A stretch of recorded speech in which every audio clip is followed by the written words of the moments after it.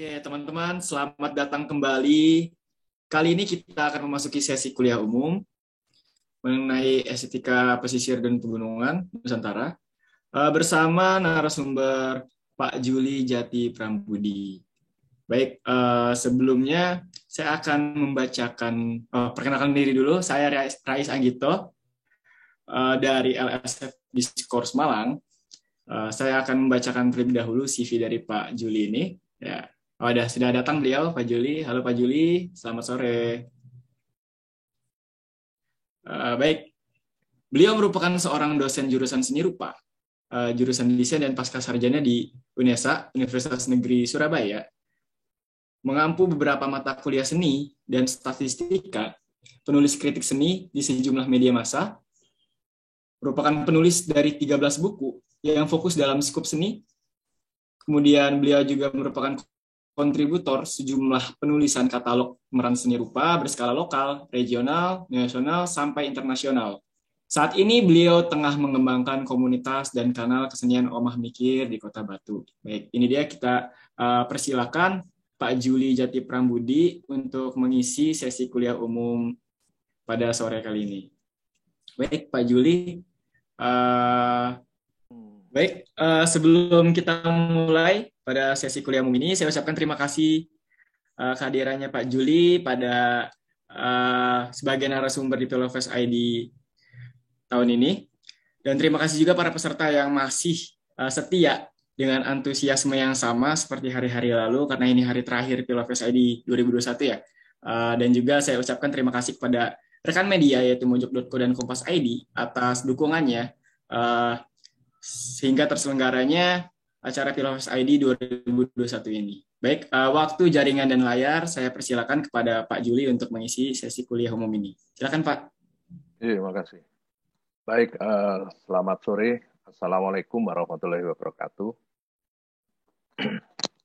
Salam sehat, salam sejahtera untuk kita semua.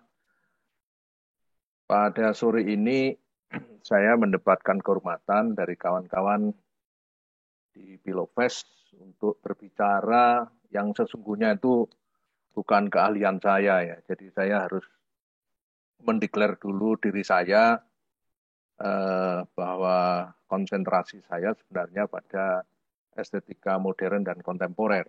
Tapi belakangan ini memang disibukkan untuk menekuni bidang ini ya. Jadi lebih ke tradisi yang kemudian juga harus melihat fakta empirisnya pada estetika di pesisiran dan pegunungan.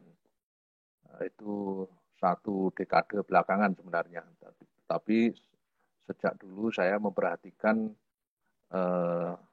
persoalan estetika itu ya lebih kepada estetika modern dan estetika kontemporer. Mengapa demikian? Karena estetika modern dan kontemporer itu kalau dibilang kita belajar itu lebih gampang dicari sumbernya karena memang kebanyakan estetika ini ditulis ya, jadi artinya diskursif sebagai estetika diskursif, sementara estetika pra-modern itu kebanyakan sumbernya adalah terkait dengan tradisi lisan. Nah, ini yang menyulitkan kita untuk mengkonstruksi pikiran-pikiran yang berada di dalam masyarakat pesisir dan masyarakat pegunungan dalam konteks kesadaran estetiknya. Baik, saya akan memulai dengan ini dulu, yaitu yang seperti yang sudah saya ungkapkan di awal ya. Jadi ada tantangan metodologi yang sebenarnya ketika kita berbicara mengenai estetika sebagai sebuah kesadaran, dalam artinya itu pemikiran, dan estetika sebagai sebuah laku, ya, yang langsung dipraktekkan. Kalau di estetika Nusantara itu kagunan, ya, jadi lebih langsung dipraktekkan di dalam kehidupan sehari-hari, ya, dalam arti luas, tidak hanya di dalam konteks melahirkan artefak seni, tetapi juga dalam kebudayaan dalam arti luas. Sehingga kata seni itu sendiri di dalam konteks budaya Nusantara secara luas itu sebuah praktek kehidupan yang ingin mengharmonisasikan seluruh aspek-aspek kehidupan. Karena itu dalam kesenian di Nusantara itu, dalam hal ini di dalamnya terkandung estetika, tentu tidak bisa lepas dari bicara mengenai kebudayaan secara luas. Nah, dalam tantangan metodologi kita akan mencoba memahami estetika yang tumbuh di masyarakat pesisiran dan estetika yang tumbuh di dalam masyarakat pegunungan itu apakah itu sebuah kebedaan yang dualistik gitu ya, sehingga tidak ada common ground yang sama antara pesisiran dan pegunungan ya. Jadi asumsi dasarnya apakah dua masyarakat itu memiliki common ground yang sama di dalam membentuk kesadaran estetik dan mempraktekkan estetik dalam sistem simbol dalam benda-benda estetik ya, apakah berbeda sama sekali ya. Jadi kalau sama itu di dalam konteks apa, dan kalau berbeda itu juga dalam konteks apa. Kita nanti akan lihat di slide berikutnya.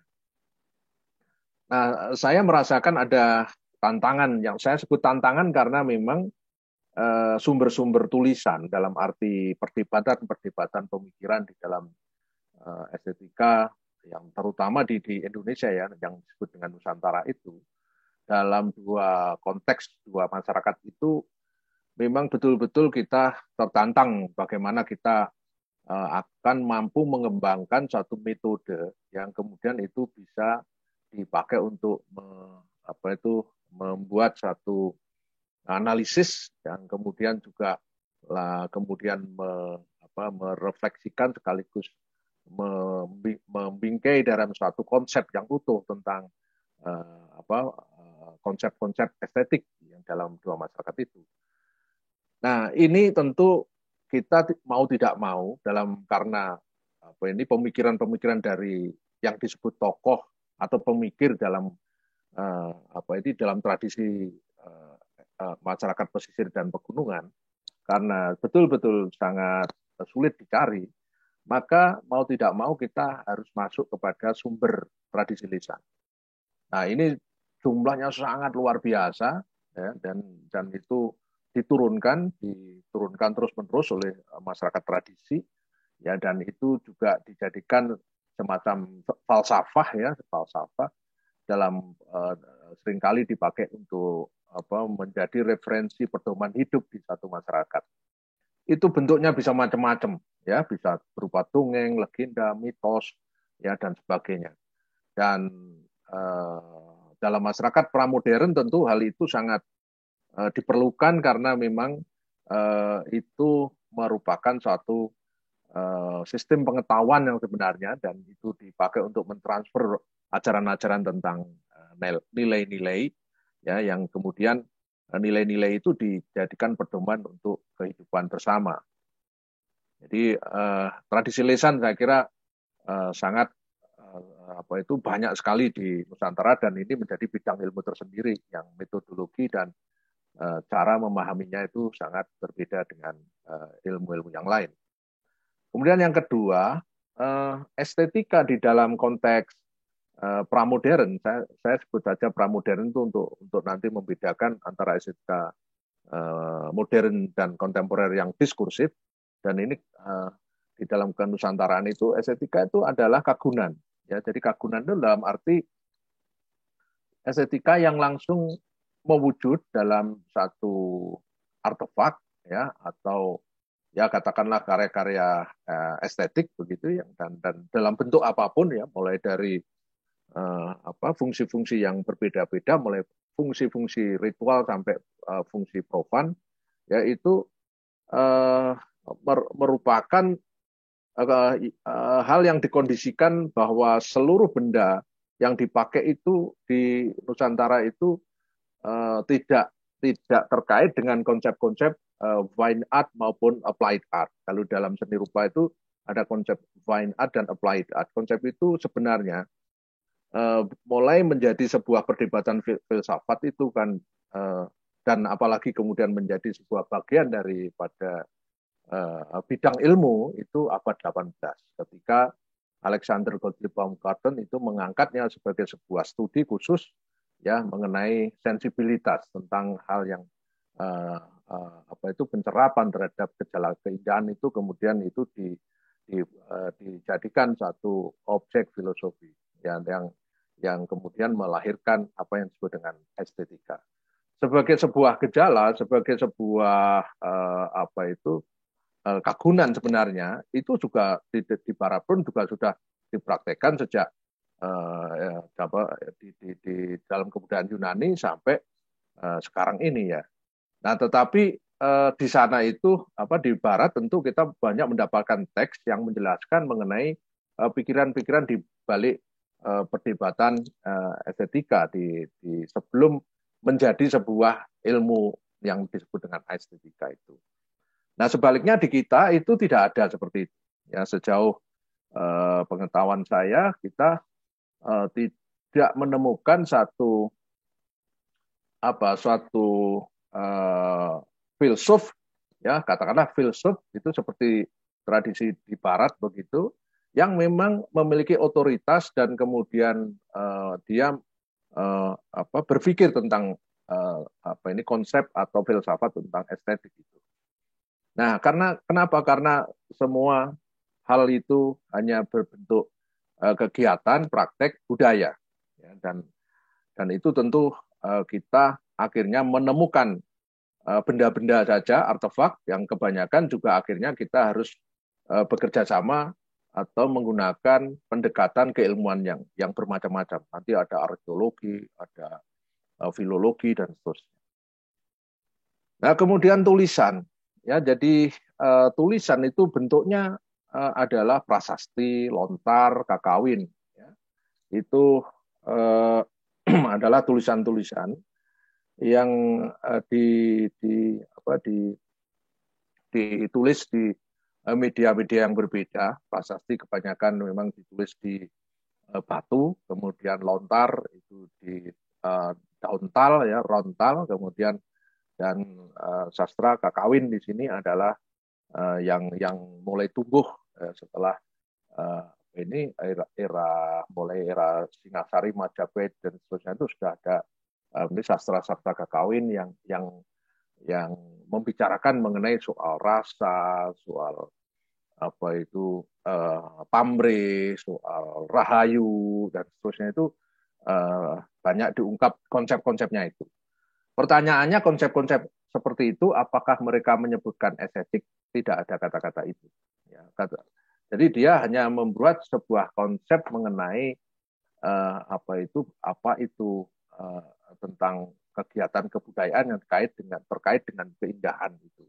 Keindahan itu pun dalam arti laku ya, jadi lebih kepada cita rasa yang diekspresikan dalam benda-benda yang dipakai di dalam kebudayaan. Nah, kemudian yang berikutnya kita tidak bisa lepas juga tantangannya berikutnya itu bagaimana religi itu yang kemudian itu diasumsikan menjadi basis dalam kebudayaan Nusantara yang mungkin kemarin juga sudah disinggung-singgung di dalam teman-teman yang lain ya. Jadi religi tidak bisa dilepas. Jadi ketika kita berbicara mengenai ini, maka religi gunung dan religi pesisiran juga tentu juga akan menjadi variabel yang penting untuk dibahas. Kemudian yang kesulitan yang berikutnya, tantangan metodologinya yaitu bahwa ada anonimitas yang memang sangat banyak sehingga teks-teks itu ya itu memang tidak bisa kemudian kita dengan segampang seperti dalam tradisi Barat langsung sudah ada nama-nama yang membuat pikiran itu. Nah, memang di kita sejak di dalam tradisi kerajaan besar di Nusantara seperti Majapahit misalkan, itu memang sudah muncul para penulis kakawin yang kemudian juga namanya juga sudah ada di sana, misalkan Prapanca, Panulo, Kanwa dan seterusnya itu sudah dikenal ya, sudah dikenal. Tapi sebelumnya, jauh sebelumnya ya itu sangat sulit dijumpai. Nah, kemudian lalu bagaimana strategi dengan banyaknya persoalan-persoalan bahwa untuk merekonstruksi pikiran-pikiran tentang gejala-gejala keindahan itu bisa didapatkan. Maka kemudian upaya metodologisnya yang selama ini yang dilakukan, kita harus memahami kebudayaan. Jadi tidak bisa lepas dari pembicaraan kebudayaan. Artinya kebudayaan orang pesisir, kebudayaan orang gunung, ya tipologinya ya itu perlu dibicarakan. Ya, siapa sih yang disebut orang gunung itu? Bagaimana alam pikirannya? Bagaimana kosmologinya? Tadi juga sudah disinggung mengenai kosmologi orang, mungkin secara spesifik belum menyinggung kosmologi orang gunung, kosmologi orang pesisir. Tentu masing-masing akan memiliki variabel yang membedakan dua entitas masyarakat itu. Terus yang kedua itu tentang kepercayaan ini. Ini juga menjadi strategi yang berikutnya karena kebudayaan di dalam masyarakat tradisi atau pramodern itu tidak lepas dari variabel kepercayaan. Artinya variabel kepercayaan itu bisa jadi itu merupakan semacam postulasi dari ketika kita memahami orang pramodern. Ya nanti ada istilah dinamisme, animisme, ya kapitayan dan seterusnya itu dan itu tidak lain adalah satu konsep-konsep yang memang betul-betul ada dan tidak bisa kita menghindari. Ya.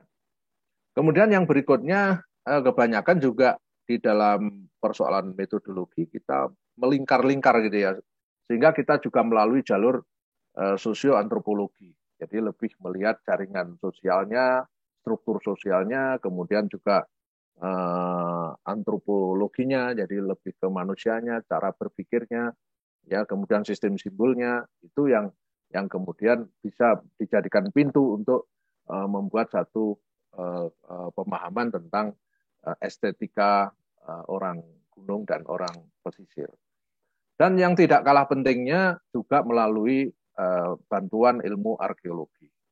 Ya, dan tentu juga ilmu tentang penaskahan dan seterusnya, tentang filologi, itu sangat membantu membedah mengenai bagaimana orang dua entitas masyarakat itu bisa kita pahami memiliki konsep-konsep estetik di dalam kehidupan kebudayaan secara luas maupun secara spesifik dalam arti seni. Nah itu yang problem yang seringkali mengemuka ketika kita berusaha untuk ingin membahas suatu konsep estetika manusia pramodern. Oke. Kemudian yang berikutnya kita tahu bahwa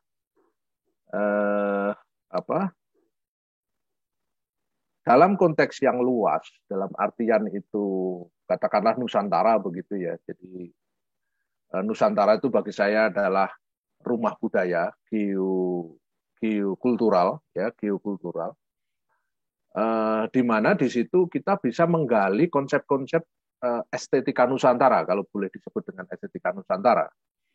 Nah, estetika dalam artian di situ adalah sebuah produk budaya yang mengekspresikan gejala indah, dalam artian indah menurut perspektif manusia etnik ya, karena ini bingkaiannya juga bingkai etnik gitu nanti. Nah, apa yang perlu kita lihat dalam konteks ini? Ya, setidaknya kita melihat bahwa kenusantaraan itu dibentuk oleh satu dialog yang terus-menerus dari tahun ke tahun, dari masa ke masa, dari dekade ke dekade, dari abad ke abad, ya, yang kemudian oleh orang semacam Dennis Lombard misalkan itu dipahami sampai 3 jilid dari Nusa Silang Nusa itu, ya mulai dari jilid 1 itu justru mulai proses pembaratan, ya bagaimana Barat itu datang ke Nusantara kemudian membawa satu insight baru mengenai ilmu pengetahuan dan organisasi yang modern gitu. Bagaimana menata tata kelola modern itu melalui bermacam-macam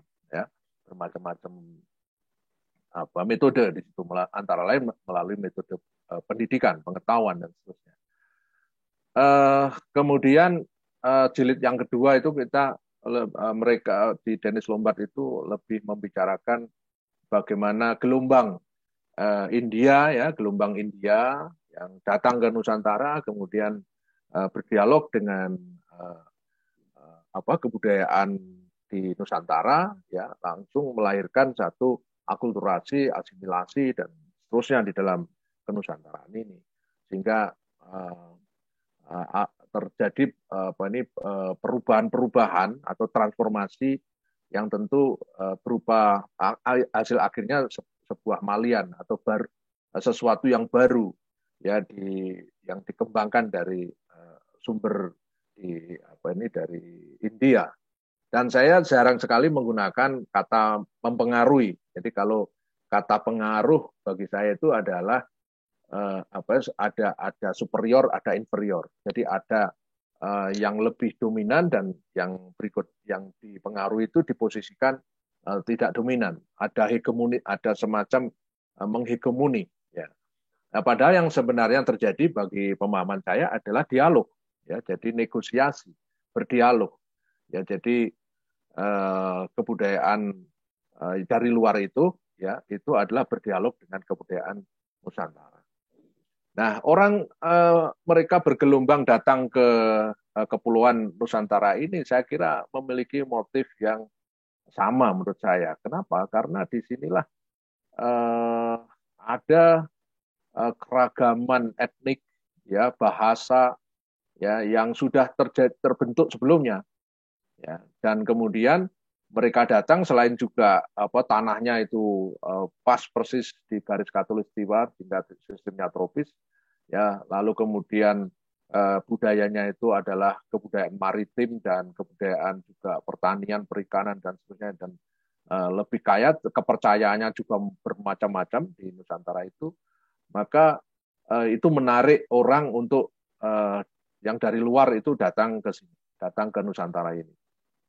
Itulah yang nanti menimbulkan banyak tidak problem ya, tapi banyak hasil dari persilangan-persilangan Budan itu. Dan itu juga sebenarnya juga sudah dimulai di jilid satunya, sudah dijelaskan di jilid satunya Dennis Lombard itu mengenai akar-akar budaya. Jadi yang dimaksud dengan akar-akar kebudayaan di situ, Dennis menjelaskan mulai dari zaman manusia Paleolitikum, ya, jadi mulai dari zaman batu yang kemudian dijelaskan sampai menjelang Nusantara berkembang lebih jauh lagi sampai ada huruf, ada bahasa, ya, ada masyarakat yang sudah mulai menetap, ya, dan itu membentuk satu masyarakat yang utuh di dalam masyarakat tradisi di Nusantara ini. Nah, kemudian kepercayaan yang berkembang itu membentuk kesadaran-kesadaran spiritualitas. Sehingga nanti pada akhirnya kita akan mendapatkan satu kesimpulan bahwa ada common ground di dalam masyarakat Nusantara itu, ada namanya spirituality worldview. Jadi perspektifnya itu spirituality worldview. Jadi spiritualitas sebagai sebuah cara memandang dunia. Jadi memandang dunia itu tidak bisa lepas dari apa yang dibayangkan oleh mereka sebagai sebuah kekuatan di luar kemampuan diri manusia. Ya. Sebut saja theos gitu ya. Jadi karena sebutannya di dalam masyarakat tradisi bermacam-macam gitu ya. Jadi itu sebenarnya konsep tentang theos, tentang yang maha kuasa atau Tuhan yang maha kuasa gitu ya. Nah, itu sebutannya tentu bermacam-macam. Tapi maksudnya sebenarnya sama saja. Nah, di dalam budaya Nusantara kita tahu bahwa mereka memiliki bahasa lisan, tulis atau huruf, ya, juga bahasa gambar atau visual, dan termasuk penanggalan. Ya. Ini saya kira ini sebagai sebuah variabel yang menentukan bahwa mengapa manusia Nusantara itu mudah berdialog. Ya, karena dia sudah punya modal yang luar biasa. Modalnya itu tentu bahasa di dalam bahasa tadi ada bahasa Jawa, ada bahasa mana lagi itu bahasa Sasak, bahasa tradisi itu sekaligus juga memiliki huruf. Jadi banyak ada huruf-huruf yang di Nusantara, walaupun memang sebagian besar juga sudah tidak dipraktekkan ya karena kalah dengan dominasi huruf Latin ya sehingga huruf-huruf tradisi itu juga banyak menyingkir dan akhirnya tidak digunakan. Nah, eh, jadi untuk dialog tentu memang bahasa lisan dikuasai, tentu kemudian karena juga memiliki bahasa tulis, bahasa huruf dan itu jumlahnya memang sangat terbatas, ya sehingga juga ini pun juga tidak berkembang, ya walaupun ada perkembangan tetapi sangat-sangat sedikit sekali. Dan yang berkembang justru luas itu adalah bahasa gambar.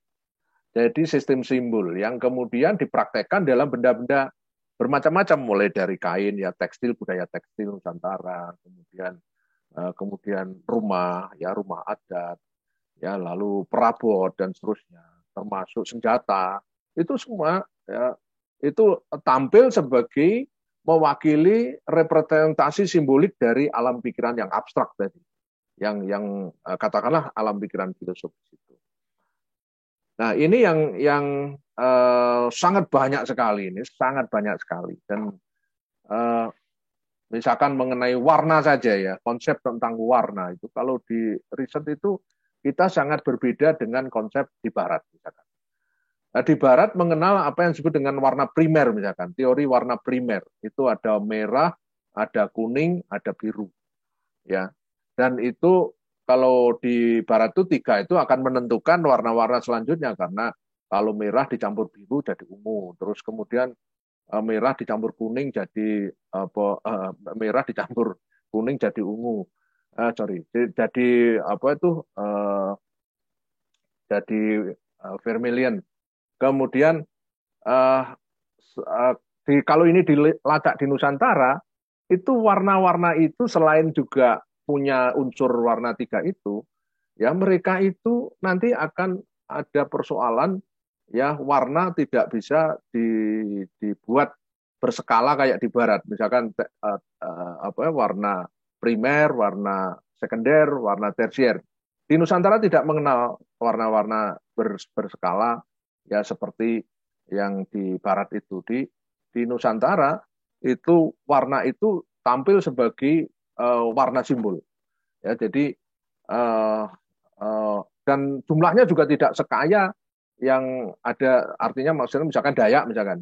Warna itu juga tidak tampil sebagai warna yang sampai tersier, yang sampai bisa dicampur aduk satu sama lain, tidak. Jadi dia lebih memanfaatkan warna itu, memilih mana warna yang paling merepresentasikan simbol di dalam etik mereka itu. Dan terutama nanti kaitannya juga dengan religi.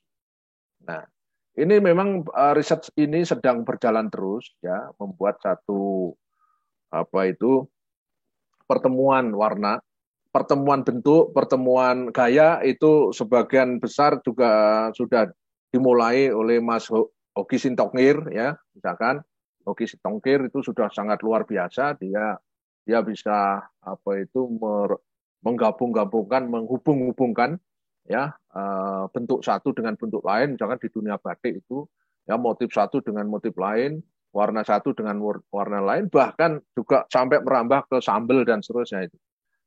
Mas Hoki Sitongkir itu dengan apa itu membuat apa platform digitalnya itu dengan luar biasa. Nah, di dalam penelitian antropologi, penelitian apa itu visual art ya, jadi tradisi visual, ya visual culture, ya itu memang mulai dikaitkan antara budaya visual ya dengan apa itu simbol visual dan kemudian ditarik menjadi filsafat. Ya ditarik menjadi konsep estetiknya di situ. Akan ketemu nanti di situ. Nah, kemudian di dalam kenusantaraan itu perkembangannya memang kemudian cukup meluas, bahkan sampai ke di sini di Afrika, kemudian juga di Samudra Pasifik, ya dan kepulauan-kepulauan itu kalau diteliti baik linguistik maupun simbol sampai pada budaya lisannya itu mirip-mirip itu. Ya mirip-mirip. Dulu tahun 80-an tuh saya sangat cukup banyak membaca tentang penelitian paleolinguistik. Ya, paleolinguistik Nusantara. Itu dulu ada seorang ahli ya, tapi sekarang sudah meninggal orangnya. Namanya Profesor Dr. Ahmad Badeb.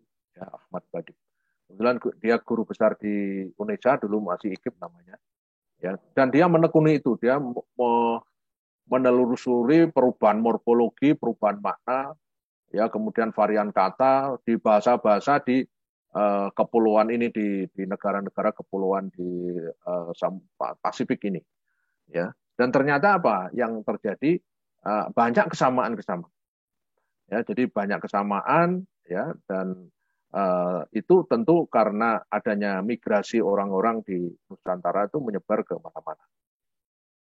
Nah, kemudian yang berikutnya, kalau kita melihat seni ya, misalkan ambil saja seni pertunjukan ya, selain seni visual tadi, ya itu ada tari, musik, teater rakyat ya dalam konteks fungsi ritual magis sampai dengan fungsi pragmatis profan. Kalau mau menghitung keluar sangat banyak sekali, ya sangat banyak. Jadi tarian di Jawa saja kita sudah mungkin belum sempat nonton semua. Dan Jawa itu kalau dilihat mulai dari Banyuwangi ujung timur sampai ujung barat sampai Banten tanah, ya itu berapa jumlah varian tariannya. Ya itu ada tari tunggal, tari kelompok, ada fungsi tertentu juga, ya, dan nanti ada tari di yang terkait dengan keraton ya. Ya jadi tari klasik keraton yang nanti berfungsi untuk mendukung aristokrasi di sana, karena juga ada simbol-simbol tentang ritual keraton ya dengan kosmologi budaya Jawa keratonan. Nah, jadi ini yang menjadi satu perspektif yang umum dulu ya sebelum kita masuk ke persoalan estetika pesisir dan estetika pegunungan. Nah, dengan demikian secara umum aja gitu ya bisa disimpulkan gitu kira-kira. Ini bukunya Mas Hoki Sitongkir yang terkenal itu ya, yaitu Kode-Kode Nusantara. Saya pernah 2 kali nggak salah bicara bareng dengan beliau. Nah, kesimpulannya apa? Kesimpulannya itu bahwa kenusantaraan itu bersifat unity and diversity. Jadi kesatuan dalam keragaman. Jadi ya apa yang menyatukan? Yang menyatukan itu ternyata itu spirituality worldview. Jadi memandang semuanya itu dalam bingkai spiritualitas. Spiritualitas jangan kemudian selalu dikaitkan dengan agama, religion ya. Tapi spiritual dalam arti kesadaran ada sambung batin, sambung rasa antara teosentris dan antroposentris itu ada frekuensi di sana. Ya, jadi itu lebih kepada esoterisnya, lebih pada sikap batin, esoteris, bukan eksoteris, bukan tampilannya, bukan syariatnya, tapi lebih kepada lakunya, esoterisnya, bukan eksoterisnya. Nah, jadi unity and diversity, unity dalam artian itu dibingkai oleh spiritualitas, ya, tetapi tetap menunjukkan keragaman budaya di situ, beragam antara Jawa, Sunda, ya kemudian Dayak, Bali, Sasak dan seterusnya itu ya kalau diteliti semua ada dimensi spiritualitas. Ya, nah, lalu kemudian bentuknya bisa bermacam-macam. Nah, itu terkait dengan masyarakat, fungsi, lalu lingkungan, ya media dan teknik yang ditemukan di dalam masing-masing tradisi itu akan melahirkan banyak. Misalkan kalau kita lihat kain aja itu ya ada songket, ada batik, ada tenun, ada macam-macam dan itu tekniknya bisa bercampur-campur ya dan juga tentang pewarnaan juga ada tekniknya sendiri. Misalkan kalau melihat teknik tenun di Sasak sana sampai ke timur itu bisa bermacam-macam ya. Ya, dan apa itu motif-motifnya juga bermacam-macam. Nah, yang kedua, Nusantara sebagai objek material itu eh, apa eh, menawarkan panorama bentuk yang sangat kaya, ya panorama media artinya kekayaan bentuk, kekayaan media, kekayaan teknik, ya maupun kekayaan gaya, motif dan sebagainya itu sangat kaya sekali. Maka disinilah yang kemudian memancing para Indonesianis yang membahas tentang ke-Indonesia, ke-Nusantaraan ya itu banyak sekali melahirkan riset-riset mereka dan melahirkan buku-buku yang akhirnya menjadi buku apa ya semacam magnum opus dari kebudayaan Nusantara. Salah satunya tadi si Dennis Lombard yang kemudian juga sebelum Dennis Lombard ada namanya Claire Holt, ya Claire Holt yang hari ini juga dibahas di apa ini Borobudur Festival itu, Writer Festival itu. Sekarang sedang membahas tentang apa kontribusi Claire Holt dalam memahami dalam studi budaya di Nusantara. Saya kira juga itu penting dipakai sebagai sebuah pintu masuk untuk memahami apa itu estetika yang berkembang di Nusantara pada umumnya. Kemudian yang ketiga, kesimpulannya itu Nusantara sebagai objek forma itu ternyata juga melahirkan satu apa bisa disebut paradigma ya. Jadi suatu model, satu apa satu cara untuk memahami budaya mereka gitu ya. Dan paradigma yang apa umum yaitu paradigma spirituality worldview tadi. Jadi pintu masuknya spirituality worldview itu bisa menjadi paradigma ya, paradigma di dalam memahami kebudayaan itu. Jadi bisa ditarik sebagai sebuah paradigma. Kemudian di sebagai objek formal juga ada ideologi. Jadi ideologi seni budaya itu juga bisa dijadikan objek formal. Jadi sebagai sebuah apa pendekatan. Jadi sebagai pendekatan untuk mendekati yang material, objek materialnya tadi. Kemudian ada sistem kepercayaan itu juga bisa dipakai. Kemudian termasuk pengetahuan tradisi di situ. Yang keempat, kawan-kawan semua, yaitu Nusantara sebagai basis estetik seni modern. Ya, jadi sekarang ini oleh para perupa modern dan kontemporer di Indonesia itu untuk mendapatkan sebuah distingsi, ya, di dalam fora internasional yang sudah global seperti ini, maka strateginya adalah kembali kepada merevitalisasi atau mereinterpretasi ya apa modal budaya Nusantara tadi. Ya, itu seperti yang dilakukan seniman India, seniman Cina, seniman Hong Kong, seniman apa Jepang, seniman Korea.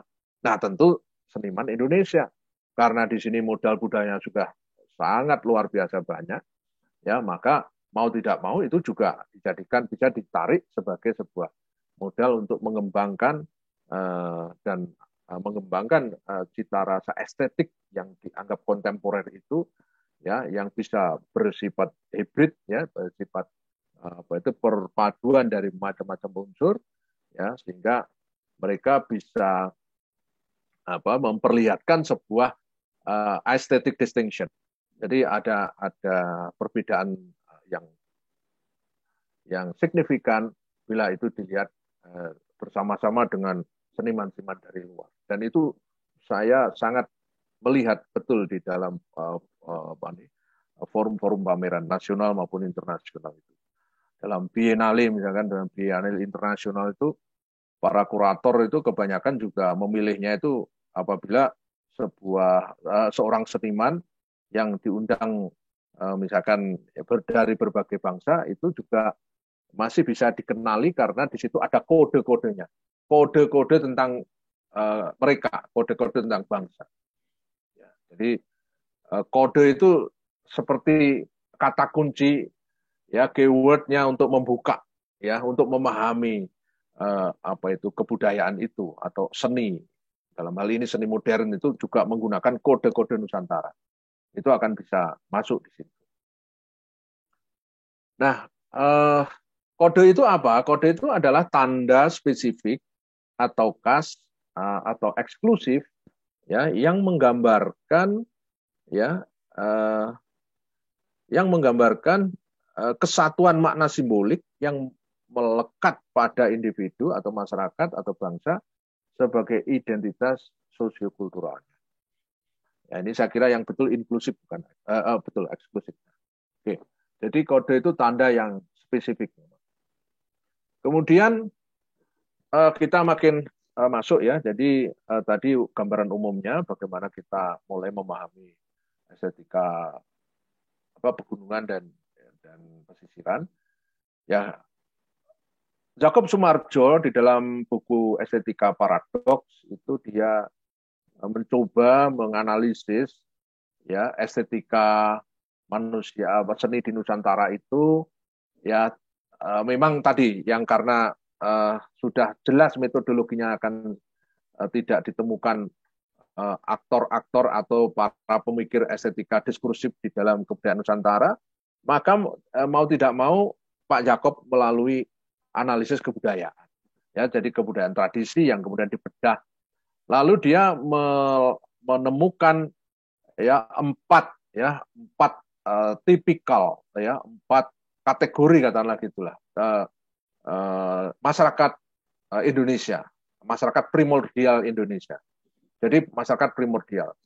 Nah, ada masyarakat peramu, ada masyarakat peladang, ada masyarakat maritim, dan ada masyarakat pesawah.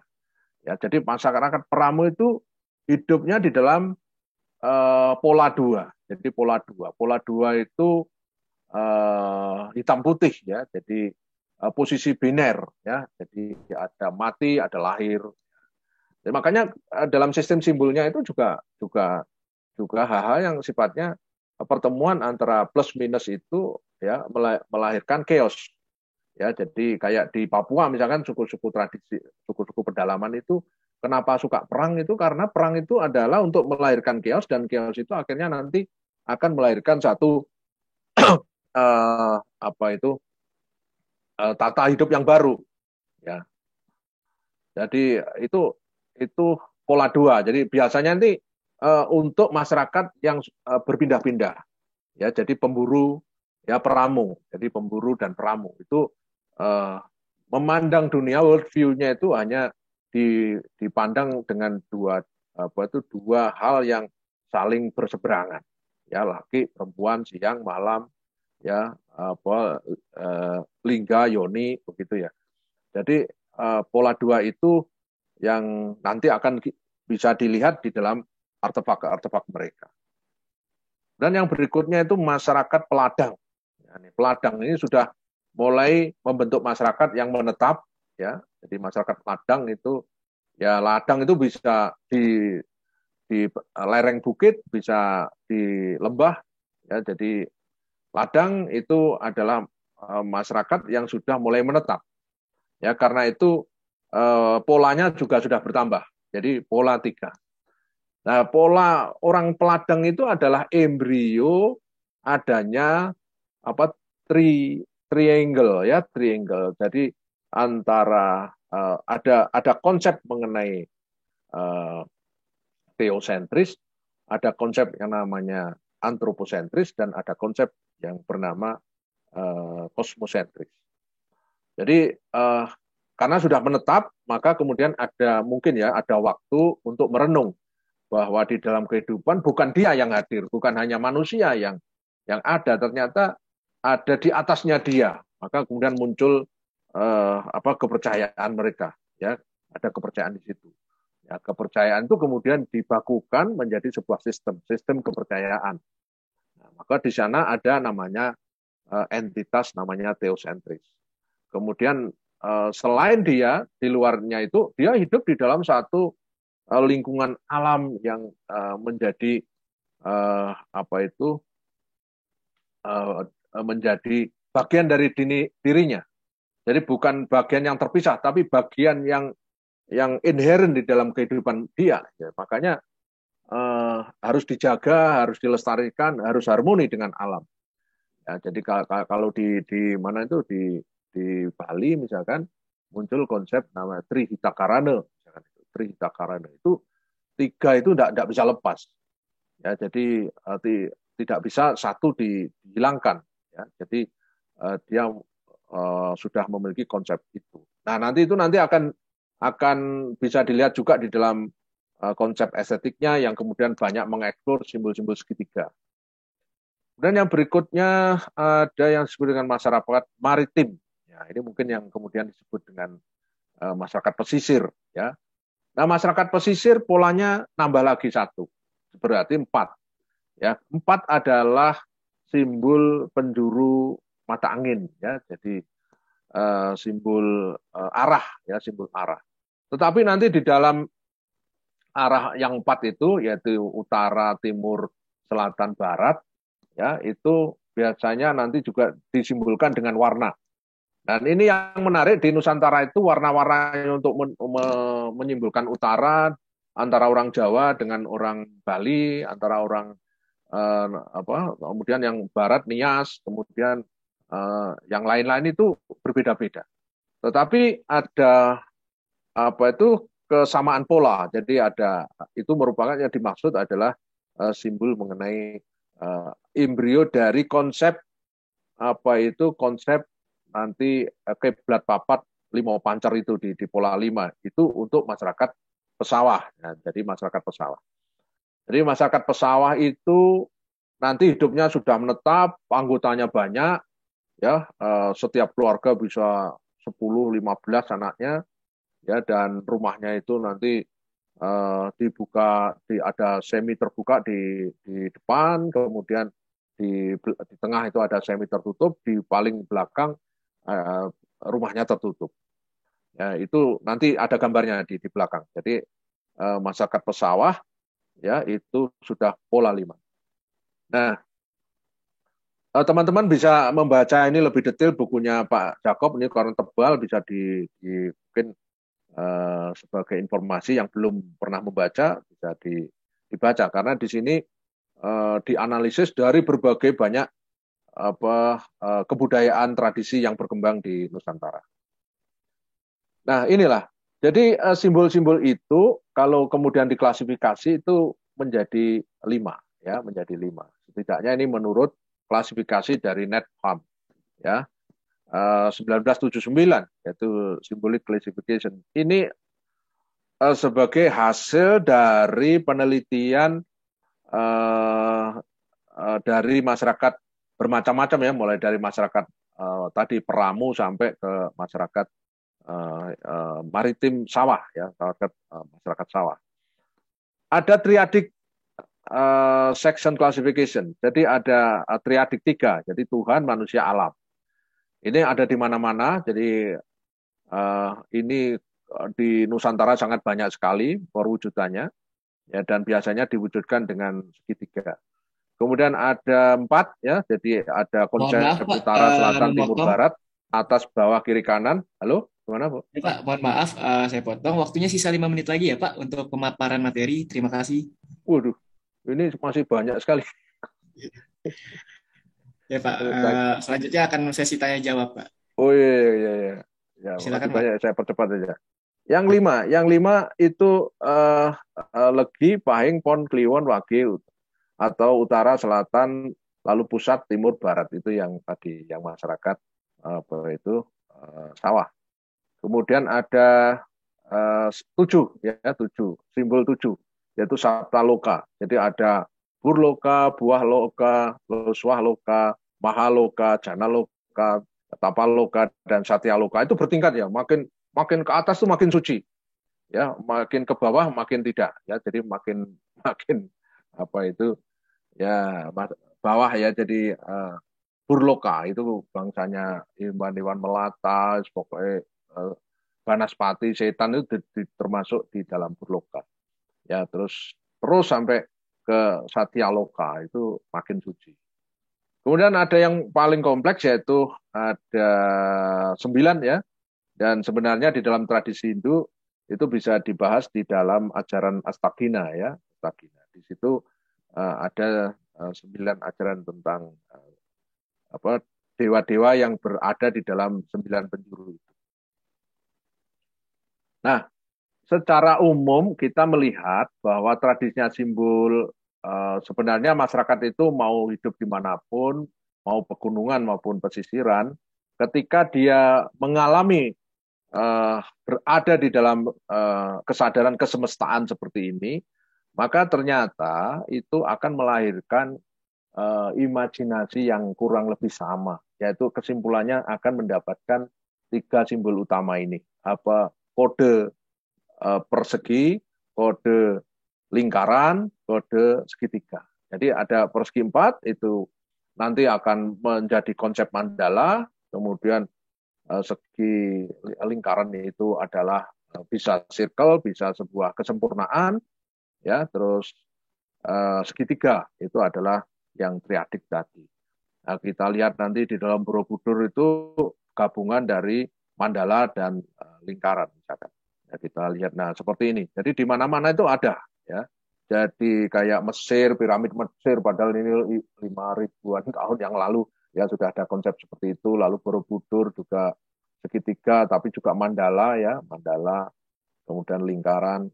Ya di Yunani ya itu juga sebenarnya segitiga atapnya ya, atap segitiga. Lalu di Gotik itu lingkaran, segitiga, macam-macam itu konsepnya di sini. Lalu di Istiqlal juga sama. Ya, jadi banyak simbol-simbol yang merupakan perpaduan dari kode-kode universal itu. Nah, itu ternyata semua menimbulkan kesemestaan. Jadi kesadaran kesemestaan melalui simbol-simbol itu. Nah, karena waktunya pendek ini saya percepat. Jadi untuk memahami lebih dalam lagi itu kita memang harus masuk ke sini juga sebenarnya, melalui sumber daya alam, lingkungannya seperti apa, pranata budaya, ya dan seterusnya, yang kemudian nanti itu juga akan bisa dicarikan variabel untuk membuat pemahaman terhadap kosmologi estetik yang terkait dengan estetika dua masyarakat itu. Nah, buku-buku yang mungkin bisa dilacak yang nanti mengantar ke sana itu sebenarnya buku-buku ini. Jadi kalau ini terutama di Nusantara ya, jadi prasejarah Kepulauan Indo-Malaysia, melacak sejak kuno dan seterusnya itu sebagian banyak dijelaskan di sini.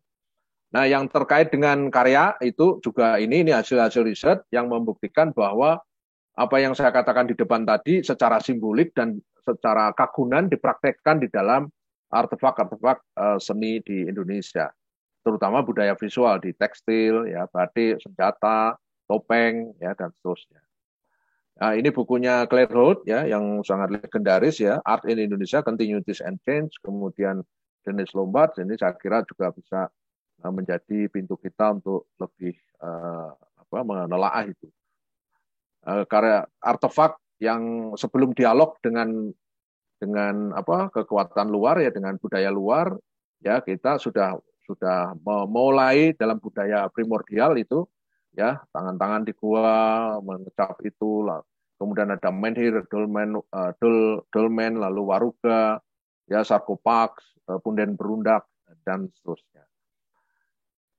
Kemudian juga sebagai masyarakat pesisiran, masyarakat yang mobilitasnya dengan dunia luar itu sangat cepat, sehingga menimbulkan satu teknologi yang harus dibuat untuk berkomunikasi, berelasi dengan masyarakat luar, yaitu perahu tradisional Nusantara. Nah, di sini sebenarnya ada kajian-kajian semiotiknya sebenarnya ya, tapi karena waktu tidak ada ya, yang jelas perahu Cadik itu adalah perahu yang mampu mengantarkan manusia Nusantara itu untuk menyebarkan pengetahuan, juga memperoleh pengetahuan dari tempat lain yang dibawa ke sini. Gitu. Nah, manusia Nusantara secara konseptual ini sebenarnya sudah mulai masuk intinya ya. Manusia secara genetik itu memiliki tumbuh rasio ya homo creatio, manusia Nusantara yang memiliki kehendak pencipta. Ini sudah bawaan sejak lahir sebenarnya kita, ya, yang berrelasi dengan kosmologi air dan kosmologi tanah. Ya, tanah air, maka kemudian muncul tanah air dalam satu kesatuan. Ya, kosmologi tanah air adalah konsep dualisme yang tidak berposisi diametral atau biner. Tanah air adalah dua kutub yang berbeda sifat, paradoks, tetapi keberadaannya dalam kesatuan konsentris. Jadi sebenarnya itu di Nusantara itu ada pertemuan antara budaya gunung dan budaya pesisir itu ya, ada di tengah muncul gitu. Jadi kalau dilihat di batik itu akan kelihatan. Jadi batik di tengah yang dipengaruhi keraton Solo, Jogja. Ya, kalau kemudian Bapak Ibu itu atau adik-adik itu melihat batik di perkembangan batik di pesisiran di Lasem, kemudian di Pekalongan, pokoknya sepanjang pesisiran itu ada persilangan-persilangan antara yang berasal dari selatan, dari keratonan, kemudian pesisiran. Nah, itu sangat kaya, terutama di Pekalongan. Itu luar biasa sekali, walaupun akhirnya juga diindustrikan. Tapi di situ akan melihat satu formula bagaimana mereka itu bisa mendialogkan ya dari macam-macam. Nah, tetapi yang lebih aktif sebenarnya itu manusia pesisiran yang punya keberanian seperti itu. Variasinya sangat banyak, ya, dan warnanya itu sangat sangat istilah orang sekarang itu ngejreng begitu.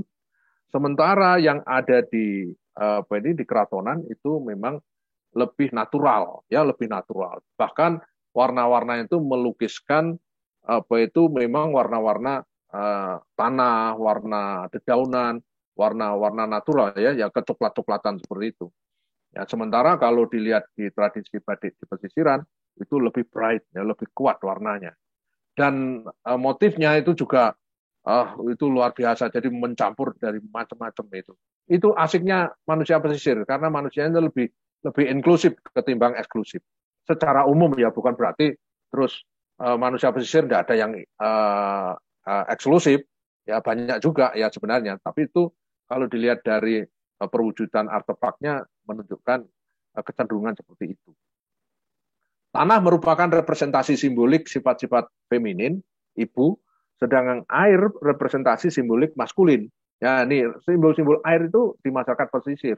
Maka mereka lebih maskulin, keluyuran kemana-mana, artinya berinteraksi, berpergian, dagang, dan seterusnya. Sementara yang feminin, itu ibu, berdiam di rumah, nanti akan bisa dilihat di dalam struktur arsitektur Jawa. Ya, bahwa arsitektur itu sebenarnya dibentuk dengan kultur feminim, ya, jadi bukan kultur maskulin, ya. Kemudian kosmologi tanah air dalam konteks kebudayaan Nusantara merupakan energi budaya yang bersifat biofili, yaitu energi yang mendorong terjadinya kehendak mencipta tadi dengan metode mereinvensi dunia internal, ruhania, intuisi, imajinasi, pemikiran, ya, dan dunia eksternal, yaitu lingkungan alam yang skala, niskala, lingkungan sosial budaya dalam satu paradigma proses penciptaan seni. Ya, dan kemudian juga ada kaitannya dengan dimensi teologis, kosmologis, antropologis. Nah, gambarannya seperti ini. Kalau Anda melihat batik, keris, wayang, perabot, ya, arsitektur, ya, keramik di Nusantara itu, ya, sebenarnya ini, ya, jadi dia memiliki nilai teosentris, antroposis, kosmologi, ya, dan itu akhirnya menimbulkan cultural identity ini. Jadi ada di wayang, tampil di batik, tampil di keris, tampil di wayang, dan seterusnya. Itu ada seperti itu. Nah, misalkan ini kita lihat ya ilustrasi ini. Jadi gunungan misalkan yang melukiskan pohon hayat ya. Jadi itu juga setelah dianalisis secara simbolik itu ternyata juga ada penggambaran dunia atas metakosmos ya, teos ya. Kemudian ada buar loka ya, mikrokosmos fisik atau antropos, kemudian berluka makrokosmos. Ya. Dan ini juga diterapkan di dalam konsep ini menara azan di Masjid Kudus ya. Itu juga sebenarnya penggambaran tiga dunia, tiga penggambaran itu ya. Nah, di seni modern tetap tidak bisa ditinggal, jadi simbol gunung ya, simbol Meru ya seperti dalam abstraknya Sadali, lukisannya Sri Hadi Sudarsono, ya Borobudur itu adalah juga segitiga yang berada di dalam sebuah horizon yang sangat luas yang tak terbatas, sehingga di situ antara itu gunung itu menyimpulkan satu soul, ya juga spirit. Ini kata peneliti dari Kanada namanya Ashley Wright. Ini bukunya. Ya ini fotokopian yang saya foto. Jadi soul, spirit, and mountain itu hadir sebagai jejak akar Nusantara, ya yang masuk di dalam seni modern. Nah ini buku-buku yang bisa dilacak, yang kaitannya dengan konsep. Misalkan ini di sini ada tulisan batik pesisiran. Ini menjelaskan itu, dan ini semua adalah penjelasan tentang tradisi batik di sepanjang, termasuk juga tradisi peranakan Cina, pertemuan antara tradisi Jawa, Islam, Cina itu terjadi akulturasi di dalam benda-benda peranakan Cina, ya peranakan Cina di Nusantara. Ya, jadi banyak bukti yang sebenarnya bisa dijelaskan, ya, dan tradisinya sudah mengakar sejak lama, sejak zaman Neolitikum, ya, kemudian juga Megalitikum, ya, kemudian sampai kepada lukisan-lukisan prasejarah sebelumnya itu sudah ada banyak yang saya sebut dengan kecenderungan spirituality worldview itu semua ada di sana. Nah, kemudian kalau kita lihat secara kesimpulan ya bahwa orang itu mau hidup di gunung, mau hidup di tradisi, ya sebenarnya kalau dilacak diagramatik begitu, saya membuat seperti ini. Ini hasil dari kajian saya dalam penelitian hibah gitu ya. Saya melahirkan apa yang disebut dengan Julis model. Ya, jadi model Juli. Dan ini saya presentasikan di banyak pertemuan ilmiah yang waktunya cukup, bahkan kuliah umum yang waktunya panjang, sehingga ini bisa untuk mengurai, ya ini posisi sentral manusia, tadi posisi segitiga, ada 3 entitas, lalu pertemuan yang ini ya ruang eksplorasi artistik estetik orang-orang kita itu, ya bukan versus ya, inner world bukan versus outer world, tetapi inner world plus outer world. Skala bukan versus niskala, tetapi skala niskala. Jadi satu. Ya, material imaterial. Ya, rasional irasional. Jadi dalam rasionalitas juga irasional dan seterusnya. Ya. Dan itu hanya tinggal melihat kuadrannya. Kalau kiri itu lebih kepada pramodern, ini kawasan pramodern, dan yang kanan itu adalah kawasan modern kontemporer. Nah, ini satu diagram untuk mempermudah menjelaskan bagaimana manusia itu berinteraksi dengan kosmos yang sangat kompleks, sehingga di dalam daya ciptanya ya manusia Nusantara itu tidak bisa lepas semuanya itu. Saya kira itu. Terima kasih. Baik, terima kasih Pak Juli atas pemaparan materi kuliah umumnya. Saya rasa kita langsung saya tutup pada sesi ini. Terima kasih Pak Juli, sehat selalu. Mungkin nanti materinya akan bisa di-share ya Pak ya? Ya, saya share habis ini. Panitia. Saya Ini akan PDF-kan dulu. di-share. Ya. Ya. Terima kasih Pak. Sehat Ya. selalu Pak. Sampai bertemu di lain Ya. waktu. Terima kasih telah berbagi.